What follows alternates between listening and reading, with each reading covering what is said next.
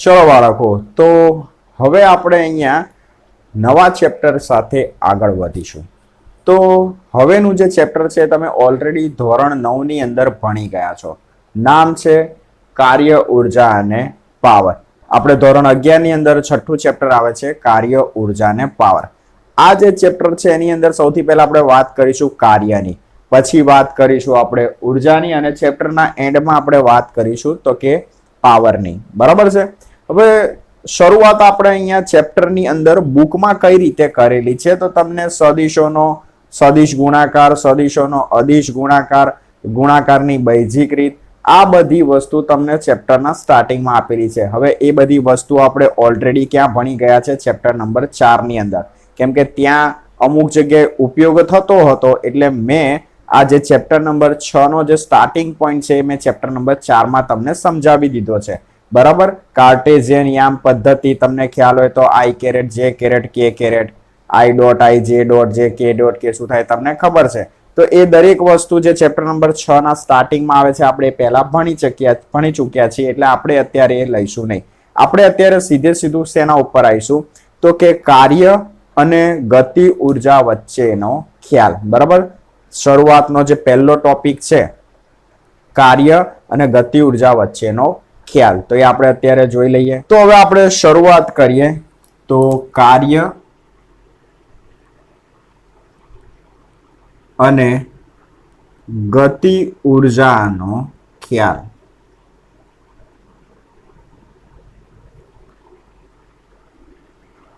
એને બીજું આપણે શું કહી શકીએ ખબર છે?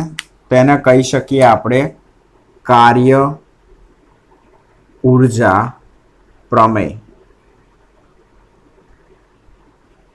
બરાબર છે. હવે ઘણીવાર 2 માર્ક્સ ની અંદર તમને પૂછે કાર્ય ઉર્જા પ્રમેય સાબિત કરો, તો તમને અહીંયા જે પ્રમાણે અમે કાર્ય ઉર્જા પ્રમેય સાબિત કરવાનું કહીશું એ પ્રમાણે સાબિત કરવાનું રહેશે. બરાબર છે.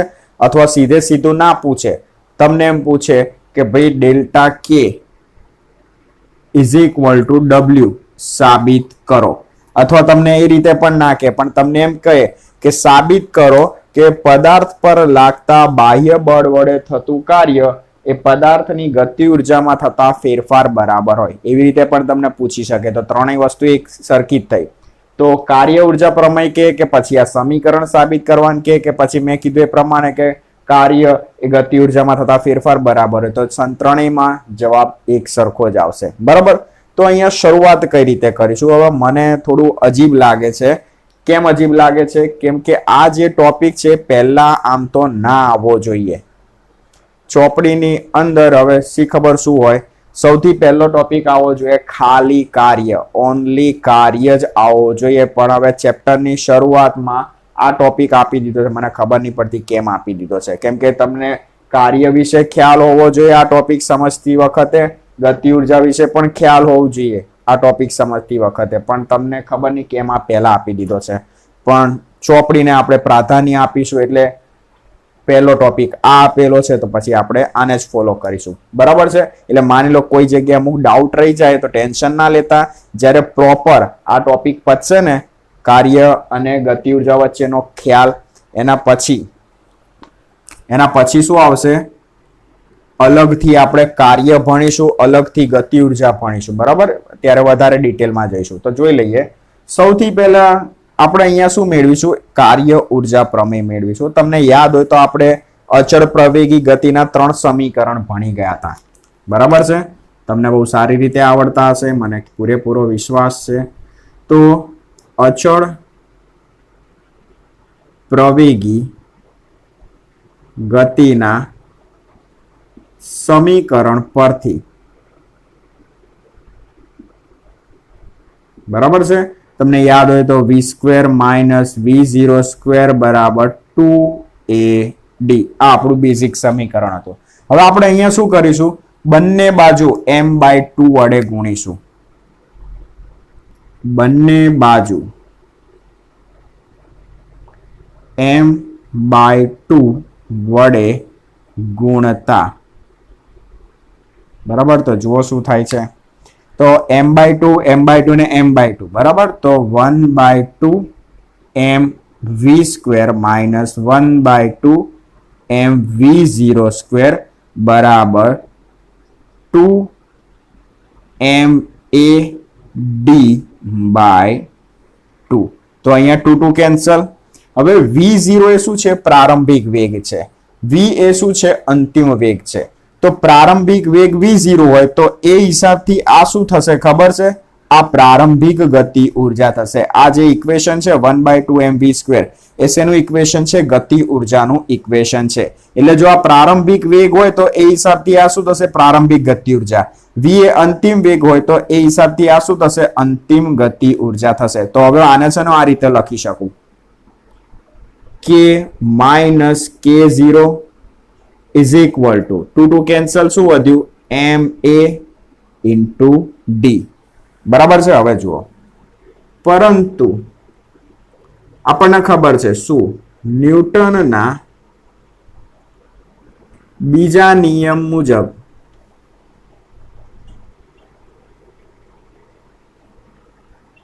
ma ઇઝ ઇક્વલ ટુ શું થાય? બળ F થાય. તો જુઓ અહીંયા ma છે તો એની જગ્યાએ હું શું લખી શકું? F લખી શકું. તો k minus k0 is equal to F into D. આ અંતિમ ગતિ ઉર્જા, આ પ્રારંભિક ગતિ ઉર્જા. તો આને હું ગતિ ઉર્જાનો ફેરફાર ડેલ્ટા k લખી શકું. બળ ગુણ્યા સ્થાનાંતર. તો જ્યારે પણ કોઈ પદાર્થ પર બળ લગાડો અને જો પદાર્થ સ્થાનાંતર કરે તો એને શું કહેવાય? કાર્ય કહેવાય. તો આ જે ઇક્વેશન મળ્યું ને આપણને, એને શું કહેવાય? કાર્ય ઉર્જા પ્રમેય કહેવાય. બરાબર છે? એટલે અહીંયા હું મેન્શન કરીશ જે કાર્ય ઉર્જા પ્રમેયનું સમીકરણ છે. બહુ બધી જગ્યાએ આ યુઝ થાય છે એટલે આપણે ભાર આપીશું આ પ્રમેય ઉપર, જે કાર્ય ઉર્જા પ્રમેયનું સમીકરણ છે. બરાબર છે? અથવા મારે આને બીજી રીતે કહેવું હોય તો હું કઈ રીતે કહી શકું? તો જુઓ કે પદાર્થ પર બાહ્ય બળ દ્વારા થતું કાર્ય પદાર્થ પર લાગતા બાહ્ય બળ વડે થતું કાર્ય એ પદાર્થની ગતિ ઉર્જાના ફેરફાર બરાબર હોય અથવા ફેરફાર જેટલું હોય. હંમેશા યાદ રાખવાનું કે જો હું પદાર્થ પર બળ લગાડું અને એ બળ દ્વારા શું થાય? પદાર્થનું સ્થાનાંતર થાય તો શું થાય? કાર્ય થાય. અને જે કાર્ય થાય છે કોના બરાબર હશે? ગતિ ઉર્જાના ફેરફાર બરાબર હશે. તો આ જે વાત થઈ એ શેની વાત થઈ? તો કે કાર્ય અને ગતિ ઉર્જાના ખ્યાલની. એને શોર્ટમાં હું શું કહી શકું? કાર્ય ઉર્જા પ્રમેય. તો મને એમ કે અચળ બળ, હવે શબ્દ સાંભળજો, અચળ બળ દ્વારા કાર્ય ઉર્જા પ્રમેય મેળવો તો હું આ સમીકરણ તારવીશ. કેમ કે બુકની અંદર આગળ શું આવે છે? ચલ બળ દ્વારા કાર્ય ઉર્જા પ્રમેય મેળવવાની વાત આવે છે. તો એ વખતે પ્રોસીજર બદલાઈ જશે. ઇક્વેશન તો સેમ આવશે પણ પ્રોસીજર બદલાઈ જશે. અને હવે હું તમને ડીપમાં લઈ જઈશ કાર્ય. આ તો બુકમાં આપણને પહેલા આપેલું છે એટલે મેં પહેલા એ લીધું છે. અને માની લો કે આમાં થોડી ઘણી ખબર પડી હોય, બહુ વધારે ખબર ના પડી તો ટેન્શન ના લેતા, કેમ કે તમે ક્યાં અટવાશો? બે જગ્યાએ આ થિયરીની અંદર અટકાયા હશો. એક કાર્ય એટલે શું અને બીજું ગતિ ઉર્જા એટલે શું. પણ વાંધો નહીં, આપણે અહીંયા 1 by 1 શું જોઈશું? કાર્ય, અને પછી આપણે વાત કરીશું તો કે ગતિ ઉર્જા. તો કાર્યને ઇંગ્લિશમાં શું કહેવાય? તો કે વર્ક. એટલે આપણે અહીંયા જે કાર્યની સંજ્ઞા વાપરીશું એ શું વાપરીશું? તો કે W વાપરીશું. બરાબર? તો પહેલા તો વ્યાખ્યા જોઈ લઈએ. વ્યાખ્યા શું છે? કે પદાર્થ પર લાગતું બાહ્ય બળ F અને આ બળ દ્વારા થતું સ્થાનાંતર D ના ગુણાકારના ગુણનફળને શું કહેવાય? તો કે કાર્ય કહેવાય. સમજો કે જ્યારે હું કોઈ પદાર્થ પર બળ લગાડું અને જો પદાર્થ સ્થાનાંતર કરે, પદાર્થ શું કરે? સ્થાનાંતર કરે, તો બળ અને જે સ્થાનાંતર થાય છે એ બેના ગુણનફળને શું કહેવાય? તો કે કાર્ય કહેવાય. તો અહીંયા આપણે વ્યાખ્યા લખીએ. પદાર્થ પર લાગતું બળ અને આ બળ દ્વારા થતા સ્થાનાંતરના ગુણનફળને કાર્ય કહે છે. બરાબર, શું કહે છે? કાર્ય કહે છે. એટલે ઇક્વેશન ખાસ ધ્યાન રાખજો કે કાર્યને ઇંગ્લિશમાં કહેવાય વર્ક, એટલે આપણે અહીંયા બતાવીશું W. હવે પદાર્થ પર કેટલું બળ લાગે છે? F. અને પદાર્થ દ્વારા થતું સ્થાનાંતર કેટલું છે? D છે. તો આ શેનું ઇક્વેશન થયું? તો કે કાર્યનું ઇક્વેશન થયું. લોહીની અંદર ઉતારી દેજો, આ કાર્યનું ઇક્વેશન છે. હવે સમજીએ આકૃતિ દ્વારા. માની લો કે આ સમક્ષિત સપાટી છે, એના ઉપર કોઈ પદાર્થ રહેલો છે m દળનો. બરાબર, હવે આ પદાર્થ ઉપર હું શું લગાડીશ? બાહ્ય બળ F લગાડીશ. હવે જે દિશામાં બળ લાગે એ દિશામાં પદાર્થ શું કરે? સ્થાનાંતર કરે. તો આ પદાર્થ ખસીને ક્યાં આવી જશે? અહીંયા આવી જશે. કેટલું સ્થાનાંતર કર્યું? D જેટલું સ્થાનાંતર કર્યું. તો પછી મારા દ્વારા કાર્ય કેટલું થયું? તો આ બળ અને જે સ્થાનાંતર છે એ બેનો હું ગુણાકાર કરું એટલે મને શું મળે? કાર્ય મળે. હવે અહીંયા એકમની વાત કરીએ, કાર્યનો એકમ. બરાબર છે, તો એકમ શું આવશે? તો ખાસ ધ્યાન રાખજો. તો બળનો એકમ શું આવે? ન્યૂટન. બરાબર છે, અને સ્થાનાંતરનો એકમ શું આવે? મીટર. તો ન્યૂટન ઇન્ટુ મીટર થયું. અથવા બીજો એકમ શું આવે? તો કે જૂલ. બરાબર, ગુજરાતીમાં લખીએ તો આવી રીતે લખાય, જૂલ. બરાબર, કાર્યનો એકમ લઈ લો કે પછી ગતિ ઉર્જાનો અથવા કોઈ પણ ઉર્જાનો એકમ લઈ લો, એ છેલ્લે તો શું આવે? જૂલ જ આવે. પારિમાણિક સૂત્ર, તો અહીંયા તમને પારિમાણિક સૂત્ર સાબિત કરીને આપીએ કે જેથી કરીને તમને વધારે મજા આવે. તો પારિમાણિક સૂત્ર,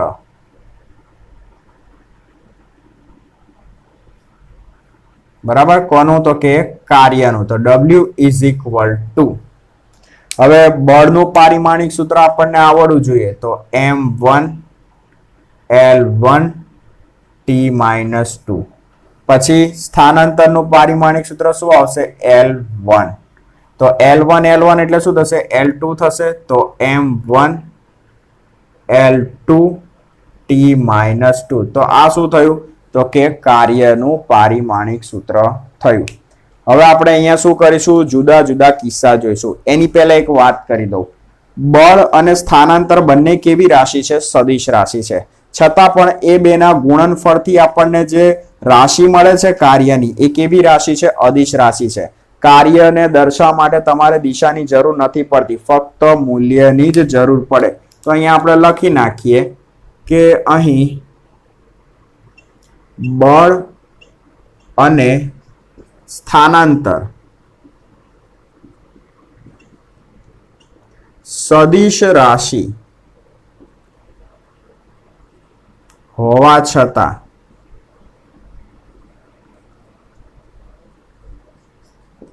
કાર્ય અદિશ રાશિ છે.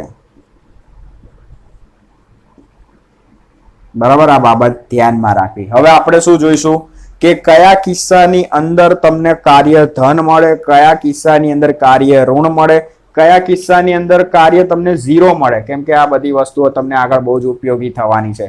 તો જોઈ લઈએ હવે આગળ. તો મેં કીધું એ પ્રમાણે અહીંયા 3 જુદા જુદા કિસ્સા જોઈ લઈએ કે ક્યારે તમને કાર્ય ધન, ઋણ અને 0 મળે છે. તો અહીંયા હેડિંગ મારીએ તો વિશિષ્ટ કિસ્સાઓ, વિશિષ્ટ કિસ્સાઓ. તો સૌથી પહેલો કિસ્સો આપણે શું જોઈશું? જ્યારે થીટા ઇઝ ઇક્વલ ટુ 0 હોય ત્યારે. હવે તમે એમ કહેશો થીટા ઇઝ ઇક્વલ ટુ 0 હોય ત્યારે એનો મતલબ? તો જોઈ લઈએ. જ્યારે થીટા ઇઝ ઇક્વલ ટુ 0 હોય ત્યારે, બરાબર, જુઓ, માની લો કે મારી જોડે કોઈ સમક્ષિત સપાટી છે, એના ઉપર શું રહેલો છે? કોઈ બ્લોક રહેલો છે. બ્લોક એટલે કે પદાર્થ. તો આ પદાર્થ થયો. ચલો હવે આ પદાર્થ પર હું શું લગાડું છું? બળ F લગાડું છું. એટલે આ પદાર્થ શું કરવાનો? સ્થાનાંતર કરવાનો. માની લો કે સ્થાનાંતર કરીને ક્યાં આવે છે? અહીંયા આવે છે. બરાબર. એને કેટલું સ્થાનાંતર કર્યું? D જેટલું સ્થાનાંતર કર્યું. તો તમે અહીંયા જોઈ શકો છો કે બળ જે દિશામાં લાગે છે ને એ જ દિશામાં આપણો પદાર્થ શું કરે છે? સ્થાનાંતર કરે છે. તો બળ જે દિશામાં છે એ જ દિશામાં સ્થાનાંતર હોય તો બળ અને સ્થાનાંતર વચ્ચેનો ખૂણો કેટલો થયો? 0 થાય. બરાબર છે. તો જુઓ અહીંયા લખાણ એ પ્રમાણે લખવાનું. જ્યારે પદાર્થ પર લાગતા બળ F વડે થતું સ્થાનાંતર બંને એક જ દિશામાં હોય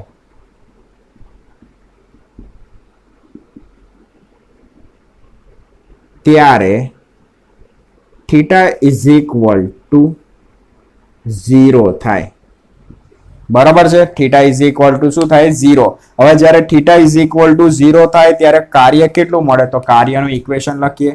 તો હવે કાર્ય W ઇઝ ઇક્વલ ટુ સદિશ F ડોટ સદિશ D. સદિશમાંથી અદિશમાં ફેરવીએ તો W is equal to F into D cos theta. હવે થીટા બરાબર હું શું મૂકીશ? 0. તો W is equal to F into D cos 0. cos 0 ની વેલ્યુ શું થાય? 1. તો અહીંયા આપણને કાર્ય કેટલું મળશે? W બરાબર પ્લસ F ઇન્ટુ D. તો જ્યારે પદાર્થ પર લાગતું બળ અને સ્થાનાંતર બંને એક જ દિશામાં હોય ત્યારે કાર્ય કેવું મળે? ધન મળે. તો સિક્વન્સ કંઈક આ રીતે યાદ રાખી લેવાનું. કંઈક આ રીતે કે થીટા ઇઝ ઇક્વલ ટુ 0 હોય ત્યારે તમને કોસ કેવો મળે? કોસ થીટા કેવો મળે? તમને પ્લસમાં મળે. અને કોસ પ્લસ હોય તો કાર્ય તમને કેવું મળે? પ્લસમાં મળે. આ યાદ રાખી લેવાનું. બરાબર છે. બીજો કિસ્સો જોઈએ કે જ્યારે theta is equal two 90 degree હોય ત્યારે, બરાબર, આકૃતિ દોરીએ તો જ ખબર પડે. માની લો કે આ સંક્ષિપ્ત સપાટી છે, એના ઉપર શું રહેલો છે? કોઈ પદાર્થ રહેલો છે અથવા કોઈ બ્લોક રહેલો છે. બરાબર છે. હવે આ જે બ્લોક છે એના ઉપર હું શું કરું છું? લંબ દિશામાં બળ લગાડું છું F. હવે તમે વિચારો કે જ્યારે હું કોઈ પદાર્થ છે એના ઉપર હું લંબ દિશામાં બળ લગાડું છું તો કાર્ય કેટલું થશે? તો પહેલા લોજિકલી એકદમ જનરલ નોલેજ, સામાન્ય નોલેજ વાપરો અહીંયા. તો જુઓ, આ જે પદાર્થ છે એ ક્યાં છે? સંક્ષિપ્ત સપાટી પર છે. હવે એના ઉપર હું બળ લગાડીશ તો પદાર્થ સ્થાનાંતર કરવાનો છે? ના. પદાર્થ નહીં ડાબી બાજુ જાય, નહીં જમણી બાજુ જાય. તો પદાર્થ સ્થાનાંતર કરવાનો છે? તો કે ના. તો પદાર્થ સ્થાનાંતર ના કરે, D ની વેલ્યુ 0 થાય તો પછી કાર્ય શું થાય? ઓટોમેટિક 0 થાય. બરાબર છે. તો થીટા ઇઝ ઇક્વલ ટુ 90 એનો મતલબ શું એ સમજાવો. તો કે પદાર્થ પર લાગતું બળ અને સ્થાનાંતર બંને પરસ્પર લંબ હોય ત્યારે પદાર્થ પર લાગતું બળ અને સ્થાનાંતર પરસ્પર લંબ હોય ત્યારે theta is equal two 90 degree થાય. અને હવે આ પરિસ્થિતિની અંદર આપણે કાર્ય શોધીએ તો W is equal to F into D cos theta. થીટાની વેલ્યુ કેટલી? 90. તો F ઇન્ટુ D cos 90. હવે cos 90 ની વેલ્યુ આપણને બધાને ખબર છે. શું થાય? W બરાબર F ઇન્ટુ D cos 90 ની વેલ્યુ 0. તો W બરાબર શું થશે? તો કે 0 થશે. બરાબર. તો જ્યારે પણ બળ અને સ્થાનાંતર બંને પરસ્પર લંબ હોય તો કાર્ય શું થાય? 0 થાય. તો આ બીજો કિસ્સો. હવે જોઈ લઈએ ત્રીજો કિસ્સો. તો ત્રીજા કિસ્સામાં થોડું ધ્યાન રાખજો. તો સંક્ષિપ્ત સપાટી બતાવી દઈએ. સમક્ષિત સપાટી બતાવી દીધી આપણે.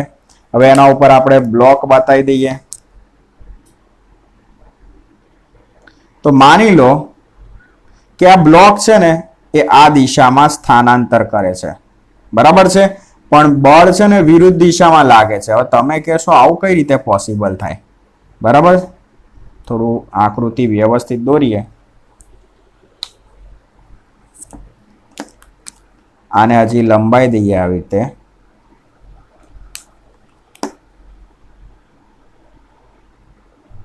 બરાબર છે. પદાર્થ કેટલું સ્થાનાંતર કરે છે? ડી જેટલું સ્થાનાંતર કરે છે ધન એક્સ દિશામાં. પણ માની લો કે બળ વિરુદ્ધ દિશામાં લાગે છે, તો આ તમે કહેશો આ કઈ રીતે પોસિબલ છે? વિચારો, તમે સાયકલ ચલાવો છો. હવે સાયકલ તમારી આ દિશામાં ગતિ કરે છે. હવે તમારે શું કરવું છે? સાયકલની ગતિ અટકાવી છે, તો તમે શું કરો છો? બ્રેક મારો છો. તો બ્રેક મારો છો ને ત્યારે શું થાય છે? સાયકલ જે દિશામાં ગતિ કરે છે ને એની વિરુદ્ધ દિશામાં બળ લાગે છે બ્રેક વડે. એટલે સ્થાનાંતર આ દિશામાં થશે અને સાયકલની ગતિ અટકી જશે. ક્યારે? જ્યારે હું વિરુદ્ધ દિશામાં બ્રેક વડે બળ લગાડીશ ત્યારે. તો તમે જો સ્થાનાંતર કંઈક આ દિશામાં અને બળ એની વિરુદ્ધ દિશામાં. એટલે અહીંયા હેડિંગ લખવાનું આપણે રહી ગયું. જ્યારે theta is equal two 180 degree હોય ત્યારે, બરાબર છે. તો જ્યારે સ્થાનાંતર અને બળ બંને પરસ્પર વિરુદ્ધ દિશામાં હોય ત્યારે થીટા કેટલો થાય? 180 થાય. તો જ્યારે પદાર્થ પર લાગતું બળ અને સ્થાનાંતર પરસ્પર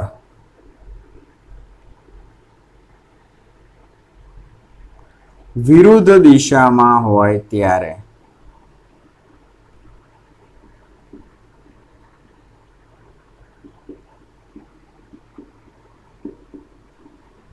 theta is equal two 180 degree થાય. તો હવે જોઈએ કાર્ય કેટલું મળે. તો W બરાબર F into D cos theta. થીટાની જગ્યાએ 180 મૂકી દઈએ તો કોસ 180 ડિગ્રી. કોસ 180 ની વેલ્યુ શું થાય? -1. તો તમને અહીંયા કાર્ય કેવું મળશે? -F into D. બરાબર છે. તો આના માટે શું યાદ રાખશો? તો theta is equal two 180 degree. ત્યારે કોસ તમને કેવો મળે ખબર છે? એ માઇનસ મળે. કોસ માઇનસ મળે તો કાર્ય પણ તમને કેવું મળે? માઇનસ મળે. આ ખાસ ધ્યાન રાખવાનું. બરાબર છે. હવે અહીંયા સમજજો.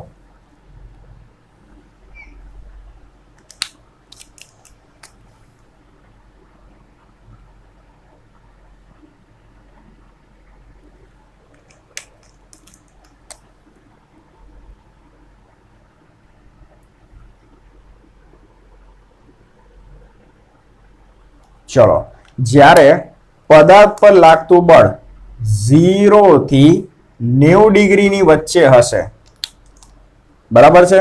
જ્યારે બળ જે લાગે છે એ 0 થી 90 ડિગ્રીની વચ્ચે હશે ને ત્યારે તમને કાર્ય કેવું મળશે? પ્લસ મળશે. એટલે અહીંયા આપણે કન્ડિશન લખીએ. થીટા ઇઝ ઇક્વલ ટુ 0 થી 90 હોય ત્યારે કાર્ય W બરાબર ધન મળે. પછી 90 થી 180 ની વચ્ચે હોય ત્યારે તમને કાર્ય શું મળે? ઋણ મળે. થીટા ઇઝ ઇક્વલ ટુ 90 થી 180 ડિગ્રી હોય ત્યારે કાર્ય તમને કેવું મળશે? તો કે માઇનસ. અને એક્ઝેક્ટ 90 ડિગ્રી હોય, theta is equal two exact 90 degree હોય ત્યારે કાર્ય શું મળે? 0 મળે. આ બાબત ખાસ ધ્યાનમાં રાખવાની. તો આ જે ટોપિક હતો એ ઓનલી ફોર શેના પર હતો? કાર્ય પર હતો. હવે કાર્ય કયા કયા કિસ્સાની અંદર કિસ્સાની અંદર તમને 0 મળે? બરાબર. તો સૌથી પહેલો મુદ્દો, જ્યારે બળની વેલ્યુ 0 હોય, કોઈ પદાર્થ પર બળ જ ના લાગતું હોય, તો એવી પરિસ્થિતિની અંદર કાર્ય તમને શું મળે? તો કે 0 મળે. બરાબર છે. બીજો મુદ્દો શું કે તમે પદાર્થ પર બળ લગાડો છો અને પદાર્થ સ્થાનાંતર નથી કરતો, તો એવા કિસ્સાની અંદર પણ કાર્ય તમને શું મળે? શૂન્ય મળે. બરાબર છે. અને ત્રીજો કિસ્સો કયો કે કાર્ય ક્યારે શૂન્ય મળે? જ્યારે થીટા કેટલો હોય? 90 હોય ત્યારે. એટલે કે એફ અને ડી વચ્ચેનો ખૂણો કેવો હોય? 90 હોય ત્યારે પણ તમને કાર્ય શું મળે? શૂન્ય મળે. તો આપણે અહીંયા એક નાનો મુદ્દો લખી નાખીએ.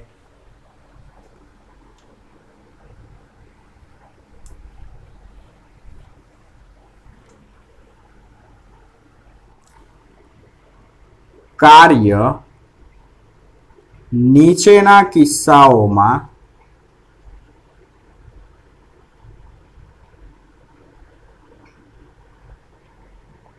શૂન્ય મળે.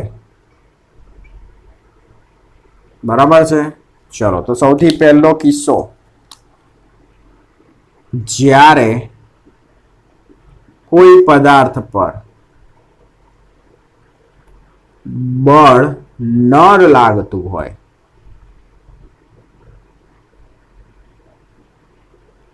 તેવા કિસ્સામાં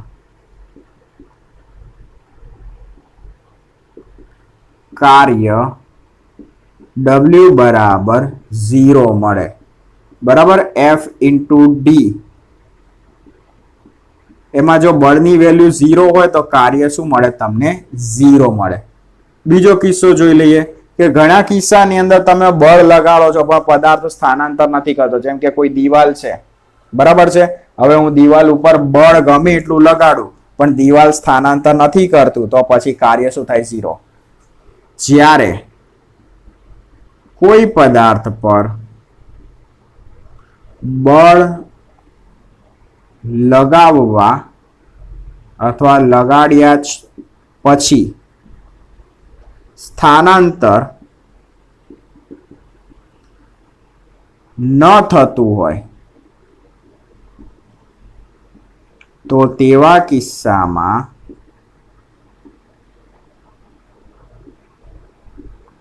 કાર્ય W બરાબર 0 મળે. અને ત્રીજો કયો કિસ્સો? તો જ્યારે બળ અને સ્થાનાંતર બંને પરસ્પર લંબ હોય ત્યારે. જ્યારે બળ અને સ્થાનાંતર પરસ્પર લંબ એટલે થીટા ઇઝ ઇક્વલ ટુ કેટલા હોય? 90 હોય ત્યારે કાર્ય W બરાબર 0 મળે. બરાબર. આ ત્રણ કિસ્સા ખાસ ધ્યાનમાં રાખવાના, કેમ કે ઘણી બધી વાર તમારે આની જરૂર પડશે. બરાબર. તો ચલો હવે એક અગત્યના અને નાના એવા મુદ્દાની વાત કરી લઈએ. વાત આવે છે ગતિ ઉર્જા. આમ તો જોવા જઈએ ને તો ઉર્જાના મુખ્ય બે પ્રકાર, એક ગતિ ઉર્જા અને બીજું આવે સ્થિતિ ઉર્જા. બેનો હું સરવાળો કરું એટલે મને કુલ ઉર્જા એટલે કે શું મળે? યાંત્રિક ઉર્જા મળે. પણ સૌથી પહેલા આપણે અહીંયા માહિતી મેળવી લઈએ ગતિ ઉર્જાની, કેમ કે ઘણા બધાને ખ્યાલ નથી હોતો ગતિ ઉર્જા એટલે શું. તો સૌથી પહેલો અહીંયા મુદ્દો આપણે જોઈશું ગતિ ઉર્જા. તો પહેલા તો વ્યાખ્યા શું આવે?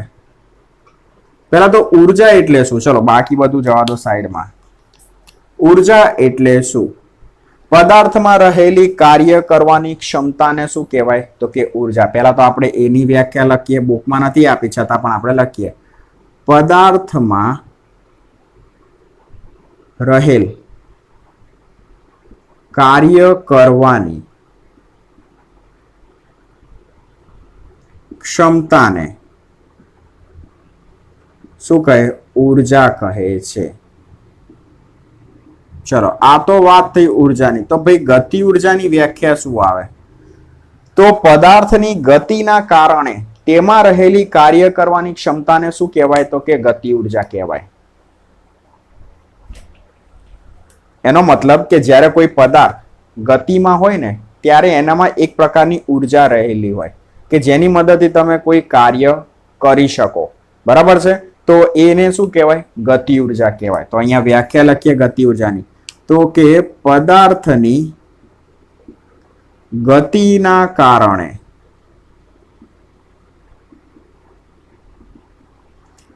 તેમાં રહેલી કાર્ય કરવાની ક્ષમતાને ગતિ ઉર્જા કહે છે.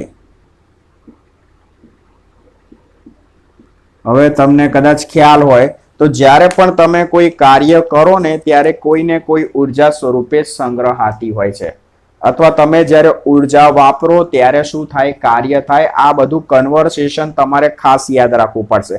પદાર્થની ગતિના કારણે તેમાં રહેલી કાર્ય કરવાની ક્ષમતાને શું કહેવાય, તો કે ગતિ ઉર્જા કહેવાય. હવે અહીંયા શું થાય છે, પદાર્થમાં શું રહેલી છે, એક પ્રકારની ઉર્જા રહેલી છે, અને એ ઉર્જાના લીધે થઈને શું થાય છે, કાર્ય થાય છે.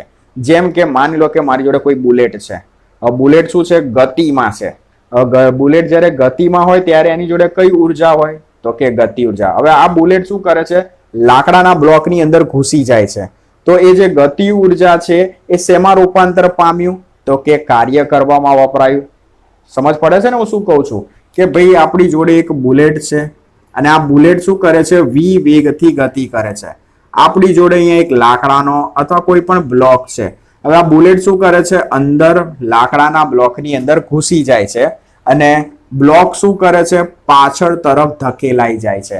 તો અહીંયા બુલેટ જોડે કઈ ઉર્જા હતી, ગતિ ઉર્જા હતી, અને એ ગતિ ઉર્જાનું શેમાં રૂપાંતર કર્યું, તમે કાર્યમાં રૂપાંતર કર્યું. તો એની ગતિના લીધે થઈને એમાં કઈ ઉર્જા હતી, ગતિ ઉર્જા. એનું તમે શેમાં રૂપાંતર કર્યું, કાર્યમાં. તો જો કોઈ પદાર્થનું દળ m હોય, જો પદાર્થનું દળ m તથા વેગ v હોય તો તેની ગતિ ઉર્જા, હવે ગતિ ઉર્જાને ઇંગ્લિશમાં શું કહેવાય, કાઇનેટિક એનર્જી. તો આપણે અહીંયા શું કરીશું, કેપિટલ K વડે બતાવીશું.